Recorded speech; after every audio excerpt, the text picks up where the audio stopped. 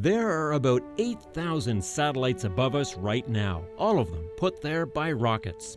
And believe it or not, the demand for more is only growing. Use a weather app, navigate with GPS, watch TV, you need satellites.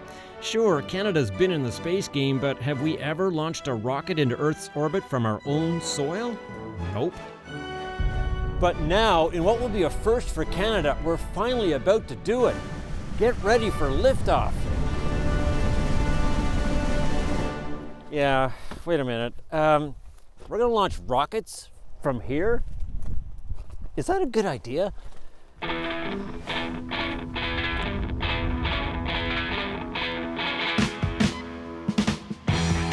Meet Steve Mateer, aka Rocket Man, former NASA contractor, president, CEO, and pitchman for Maritime Launch Services.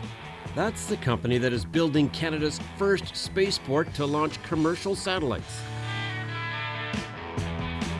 And this, Mateer says, is the perfect place from which to launch them. A chunk of crown land near the community of Canso in northeastern Nova Scotia. Not exactly the edge of Canada, but pretty darn close. And that's the whole idea.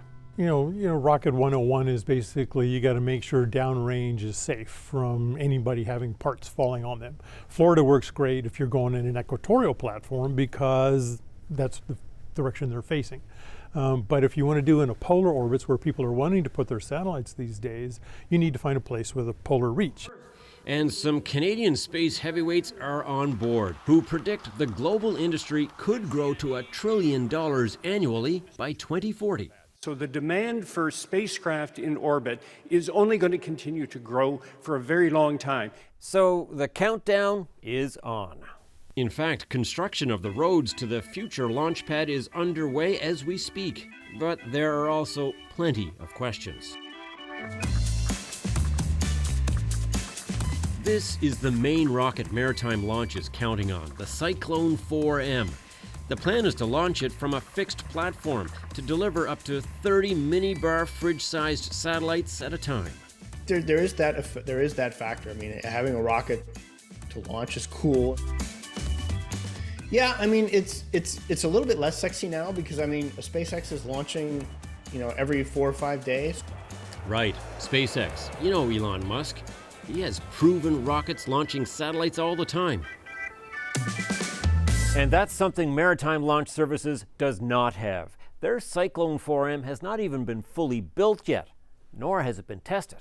There are a couple of things that concern me about the Cyclone 4M. First of all, it's made in Ukraine, so their industry has been, impacted obviously by the war. This rocket is not completed, and so someone somewhere is going to have to step up and put up tens, maybe even hundreds of millions of dollars, I think, to sort of get a fully operational version of this rocket going. But really, I think the most important thing would just actually be to see a demonstration of it in flight.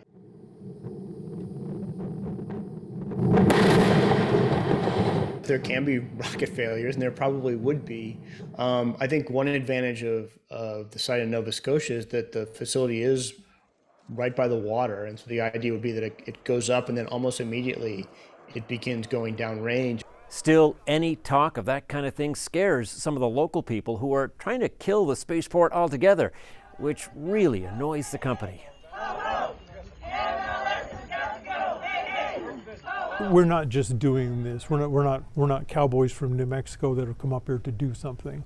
The Cyclone 4 is in a family of Cyclone 2 and Cyclone 3 that has seen 228 launches over 30 plus years, 224 of them successful, none of them having an issue on the ground. It's their heritage capability that has been upgraded to a Cyclone 4M that is based on technology that is very, very robust, that has been proven for decades, right?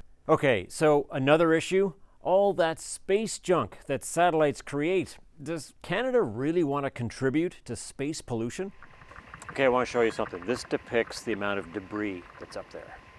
That is a lot of junk in space. That blows me away. When you look at this, yeah, it can be alarming, but it's perspective as well. This is spread over, 500 to 1,500 kilometers in space, much, much further out, so there's a lot more space in space. Globally, we were launching maybe 100 satellites a year. into space, and then it was 200, and now it's it's more than 1,000, and that number is going to continue to grow as we see the growth in these mega constellations. So we're putting a lot of stuff up there, and the question is, when do we reach sort of saturation where we completely junk up low Earth orbit? I don't think the answer to that is known. Now, Canada doesn't even have federal legislation to regulate launches, so until it does, maritime launch will need environmental assessments for each launch on a case-by-case basis. There is no sonic boom that actually hits the mainland because the sonic boom is directional in nature, so it travels with the rocket as it's leaving. So it'll glance off the ocean 40 or 50 miles offshore, but it's not going to affect any of the neighbors or break any windows in that sense. So an entire year of launches from our location significantly less from an emissions perspective than one day at Stanfield Airport here in Halifax. The propellants are spent. They're just aluminum and metal that sink to the bottom of the ocean. But is it putting junk in the ocean? I mean, what would you say to people who are concerned about that? At the end of the day, it is a common practice globally still.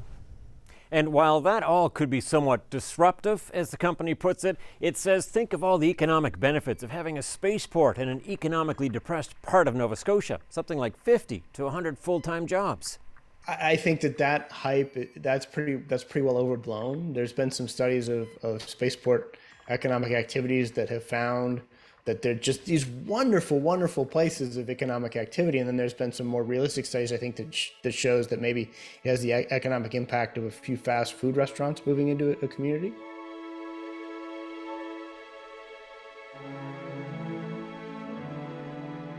We're not doing this in a vacuum. This is really getting a lot of support and a lot of review and a lot of eyes on what we're doing to make sure that we're doing it right. I would just caution that it's technically very challenging. You know, there's been lots and lots of startups in the United States and elsewhere, and it has taken them longer and cost more money and very often resulted in failure. Which doesn't mean commercial rocket launches can't happen here. It just raises the question of how commercial they might really be. I think the bottom line is that for Canadian spaceport to be successful, you probably need some form of investment from the Canadian government. And liftoff.